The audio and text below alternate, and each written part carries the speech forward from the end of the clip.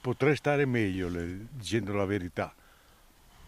Ancora un po' scosso, però passerà. Lo shock di ritrovarsi in casa in piena notte 3 sconosciuti col passamontagna. Ezio Colombo, 80 anni, imprenditore, racconta quello che tra venerdì e sabato scorsi lui, la moglie Priscilla Mazzoli, 71 anni, architetto, e la figlia Olimpia, medico oculista di 33 anni, hanno dovuto affrontare nella loro abitazione di Via degli Alpini a Selvana.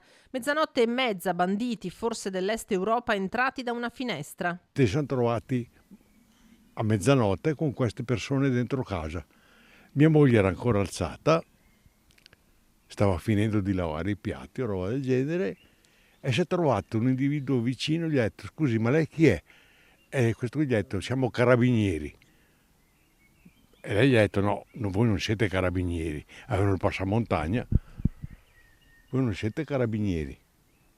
E gli ha lanciato contro una sedia, dopodiché è stata presa, immobilizzata. Il cane di casa è stato chiuso in bagno perché non abbaiasse. Colombo era al piano di sopra e da lì ha sentito le grida della moglie. Io ero a letto, ho avuto una di queste persone sempre attaccata a me, non voleva lasciarmi muovere, non voleva che lasciassi niente, e dopo ho cominciato a rovistare dappertutto, cercavano le casseforti e non le hanno trovate perché erano vuote, in quanto avevamo già avuto un furto un paio d'anni fa e non sono più state ripristinate perché erano state aperte col flessibile. Stai tranquillo, non ti succede niente, continuava a ripetergli il bandito, essendo l'anziano cardiopatico. Ma i primi a essere agitati, racconta lo stesso Colombo, erano proprio i rapinatori, gente che di quella casa sapeva fin troppo, era al corrente anche dell'esistenza di una seconda cassaforte.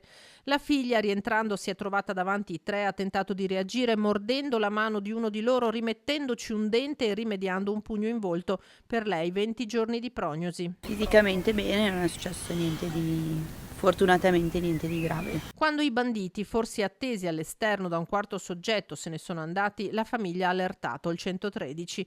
Ingente è il bottino, gioielli di famiglia, orologi per decine di migliaia di euro. La polizia ha effettuato rilievi, raccolto testimonianze, al vaglio della squadra mobile i filmati delle telecamere di videosorveglianza della zona. Nel quartiere c'è inquietudine e incredulità. Io a mezzanotte ero fuori col cane, abito nei condomini in fondo alla via, quindi sì,